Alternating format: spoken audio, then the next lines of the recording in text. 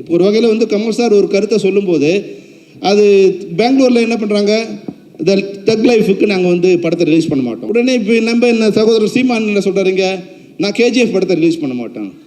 இப்போது சினிமாவுக்குள்ளே அரசியல் வராமல் இருந்தால் சினிமா நல்லாயிருக்கும்.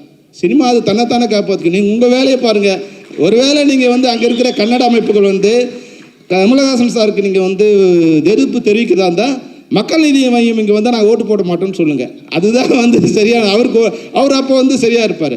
ஆனால் நீங்கள் தமிழ் படத்தை ரிலீஸ் பண்ண மாட்டோம், அங்கே இருக்கிறவங்க தமிழ் படத்தை ரிலீஸ் பண்ண மாட்டோம்னு சொல்கிறதும், பதிலுக்கு நீங்கள் எங்களை சப்போர்ட் பண்ணுறதை நினச்சி நான் கன்னட படத்தை ரிலீஸ் பண்ண மாட்டேன்னு சொல்கிறதும் இன்னும் பிரிவினை தான் அதிகமாக்குமே தவிர வந்து அது ஒற்றுமையை வளர்க்காது.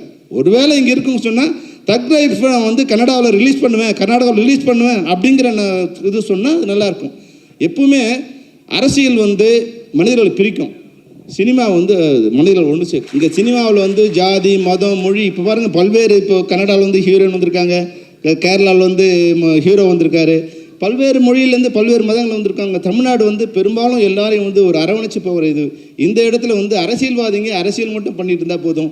தமிழ் சினிமாவில் ஏற்கனவே நிறைய பாலிட்டிக்ஸ் இருக்குது. நீங்கள் வேறு பொலிட்டீஷியன்ஸ் உள்ளே வந்துட்டிங்கன்னா இந்த சினிமா இன்னும் மோசமான நிலைமைக்கு போய்விடும். அதனால் எங்களோட வேண்டுகோள் என்னென்னா, குறிப்பு ஏற்கனவே நாங்கள் வந்து நடிகர்களுக்கோ இல்லை மற்ற தொழில்நுட்ப கலைஞர்களுக்கோ ஒரு வேண்டுகோள் கொடுத்துருக்கோம். தயவுசெய்து உங்களோட கருத்துக்களை படம் முடிஞ்ச பிறகு நீங்கள் சும்மா இருக்கும்போது இல்லை அரசியலுக்கு போயிடுங்க. மொத்தமாக எங்கள் சினிமாவில் இருந்துட்டு சொல்லும்போது சினிமாவும் பாதிக்குது. அது ஒரு ப்ரொடியூசர் பண்ணும்போது ப்ரொடியூசர் ஒரு தப்பும் இல்லை.